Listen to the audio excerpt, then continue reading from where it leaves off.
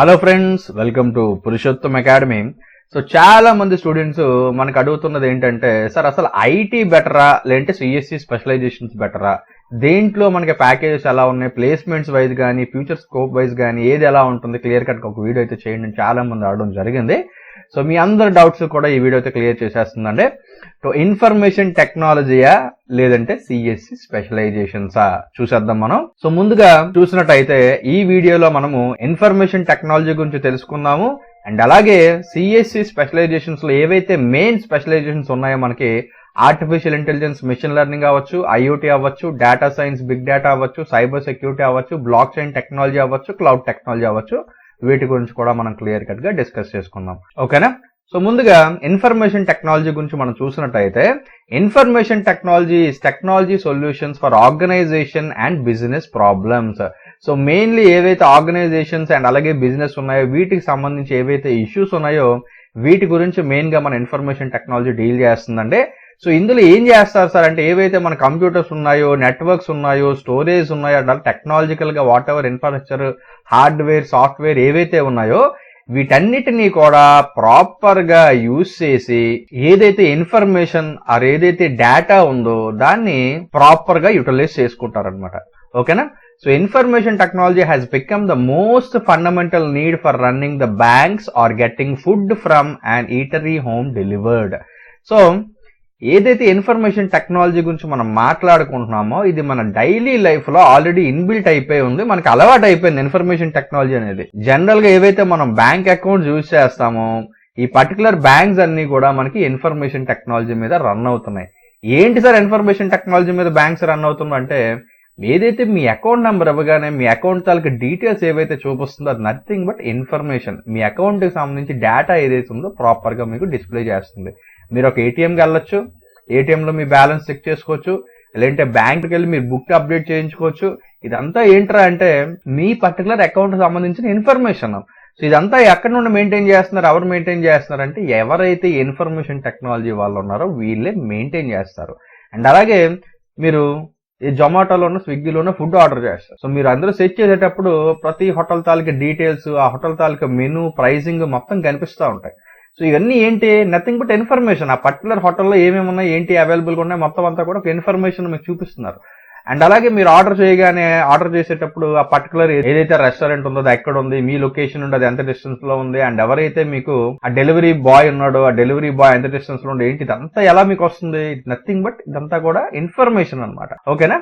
So ఇయర్లకు వచ్చేసి మనకి average salary ఎంత ఉంటుంది సార్ అంటే, మనకి 8 lakhs per annum మనకి యావరేజ్ శాలరీ అండి ఫర్ ఐటీ. సో ఎవరైతే ఇన్ఫర్మేషన్ టెక్నాలజీ చదివి బీటెక్ నుంచి బయటకు వస్తారో వీళ్ళకుండే యావరేజ్ శాలరీస్ ఎంత అంటే 8 lakhs per annum. ఇది యావరేజ్ శాలరీ. ఐటీ మీరు తీసుకోవాలనుకుంటే మనకున్న బ్రాంచ్ కోడ్స్ ఏంటి అంటే సిఐటి అంటే computer science and information technology, INF information technology. ఇది ఇన్ఫర్మేషన్ టెక్నాలజీకి సంబంధించిన డీటెయిల్స్. నెక్స్ట్ మనకున్న బ్రాంచ్ అండి artificial intelligence and machine learning. So artificial intelligence enables machine to interact with humans.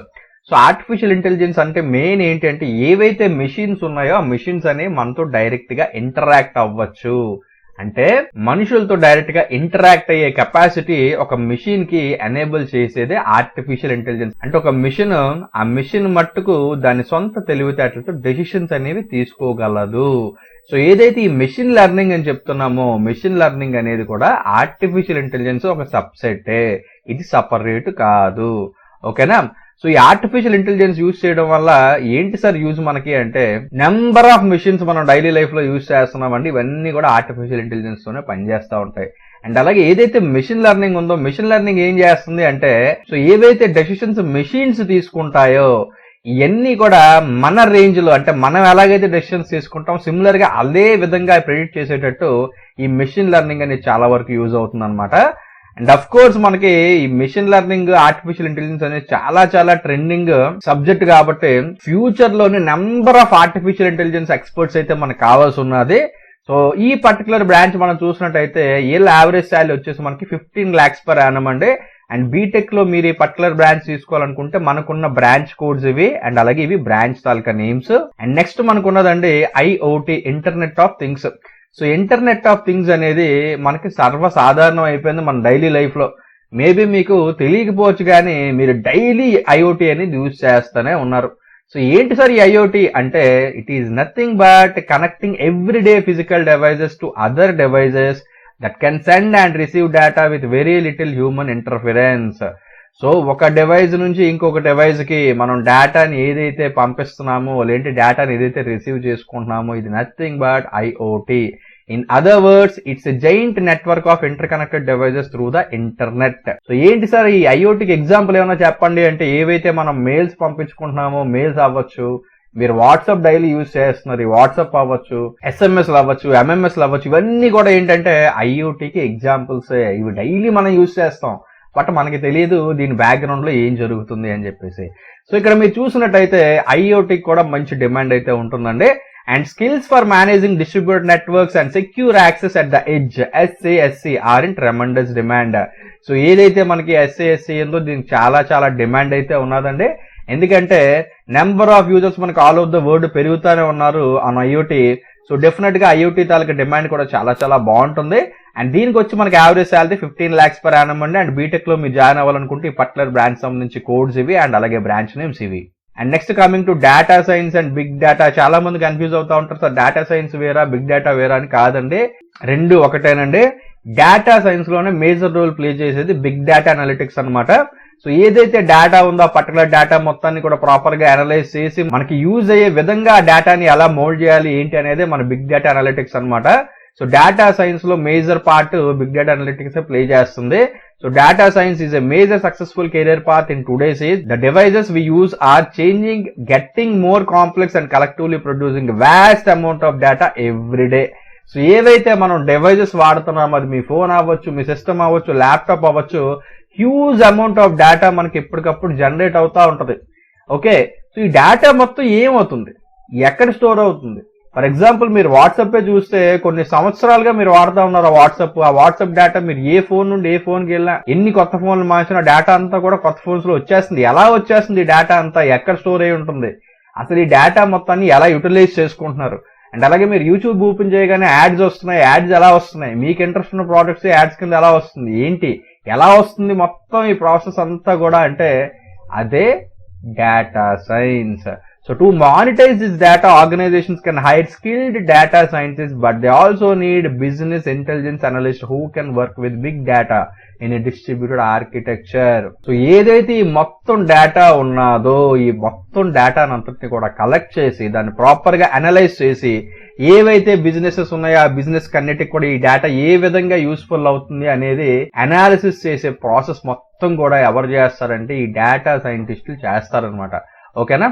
So ఈ డేటా సైంటిస్ట్ కూడా చాలా చాలా హ్యూజ్ డిమాండ్ అయితే ఉన్నదండి. ఇయర్ యావరేజ్ శాలరీ వచ్చేసి మనకి 10 lakhs per annum. అండ్ ఈ బ్రాంచ్ మీరు జాయిన్ అవ్వాలనుకుంటే బీటెక్ లో ఇవి మన బ్రాంచ్ కోడ్స్ అండి, అండ్ ఇవి బ్రాంచ్ తాలూకా నేమ్స్.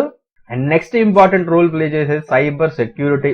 సో సైబర్ సెక్యూరిటీ అనేది కోవిడ్ తర్వాత చాలా చాలా ఇంపార్టెంట్ బ్రాంచ్ అయిపోయింది. ఎందుకు సార్ అంటే మనకి సైబర్ క్రైమ్స్ అనేవి దారుణంగా పెరిగిపోయినాయి అనమాట ఆఫ్టర్ కోవిడ్. జస్ట్ ఒక చిన్న లింక్ పెడుతున్నారు, లింక్ మీద క్లిక్ చేయగానే మీ బ్యాంక్ అకౌంట్లు ఖాళీ అయిపోతున్నాయి. జస్ట్ మీరు ఒక యాడ్ క్లిక్ చేస్తే చాలు మీ ఫోన్ మొత్తం హ్యాక్ అయిపోతుంది. సో ఈ విధంగా మనకి సైబర్ క్రైమ్స్ అనేవి చాలా దారుణంగా పెరిగిపోతున్నాయి అనమాట. సో ఇలాంటి సైబర్ క్రైమ్స్ నుంచి మనల్ని ప్రివెంట్ చేయడానికి ఉన్నదే సైబర్ సెక్యూరిటీ. సో ఏవైతే మన కంప్యూటర్ సిస్టమ్స్ అవ్వచ్చు, నెట్వర్క్స్ అవ్వచ్చు, సర్వర్స్ అవ్వచ్చు, ప్రోగ్రామ్స్ అవ్వచ్చు, డిజిటల్ డివైజెస్ అవ్వచ్చు, ఇవన్నిటినీ కూడా మెలీషియస్ అటాక్స్ నుంచి మనకి ఇప్పటికప్పుడు కాపాడే వాళ్ళే ఈ సైబర్ సెక్యూరిటీ ఎక్స్పర్ట్స్ అనమాట. సో వీళ్ళకి కూడా చాలా చాలా చాలా డిమాండ్ ఉందండి. వీళ్ళ యావరేజ్ శాలరీ వచ్చేసి మనకి 10 lakhs per annum. అండ్ ఈ పర్టికులర్ బ్రాంచ్ మీరు జాయిన్ అవ్వాలనుకుంటే బీటెక్ లో these are the branch codes and ఇవి మనకున్న బ్రాంచెస్. నెక్స్ట్ మనకున్న బ్రాంచ్ అండి బ్లాక్ చైన్ టెక్నాలజీ. మీలో చాలా మందికి అసలు బ్లాక్ చైన్ టెక్నాలజీ అంటే ఏంటో కూడా ఐడియా ఉండదు. ఎందుకు అంటే ఇది ప్రెసెంట్ ఇప్పుడిప్పుడే చాలా ట్రెండ్ అవుతున్న టెక్నాలజీ అండి. ఈ టెక్నాలజీకి ఫ్యూచర్ లో మామూలుగా ఉండదన్నమాట, బేబత్సంగా ఉంటాయి. దీనికి సంబంధించి ఓపెనింగ్స్ కానీ దీనికి ఉన్న డిమాండ్ కానీ.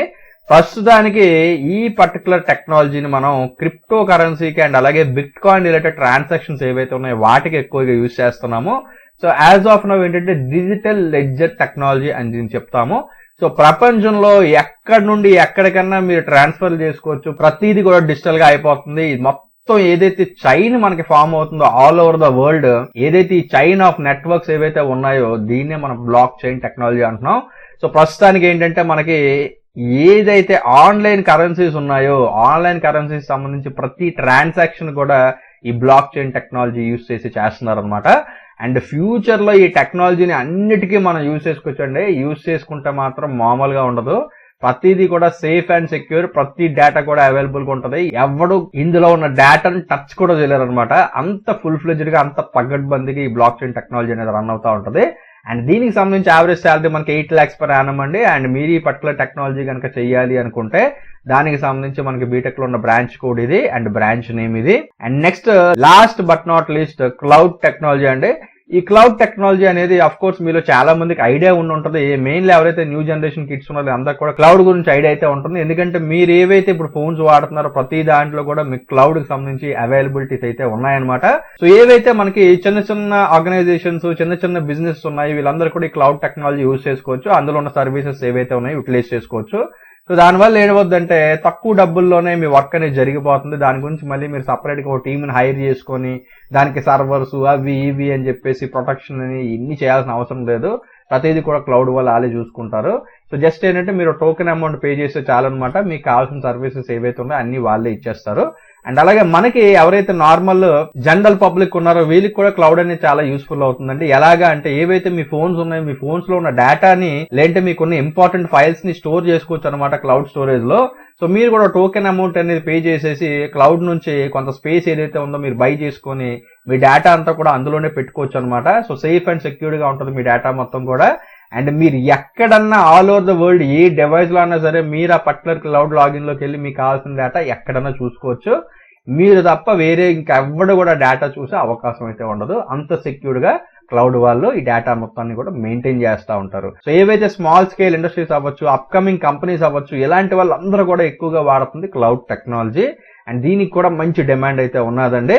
అండ్ మెయిన్ గా ఈ పర్టికులర్ టెక్నాలజీ చదివిన వాళ్ళకి యావరేజ్ శాలరీ వచ్చేసి మనకి 7 lakhs per annum అండి. అండ్ ఈ టెక్నాలజీ కనుక మీరు చదవాలనుకుంటే దానికి సంబంధించి ఇది బ్రాంచ్ కోడ్ అండ్ ఇది వచ్చేసి మనకి బ్రాంచ్ తాలూకా నేమ్.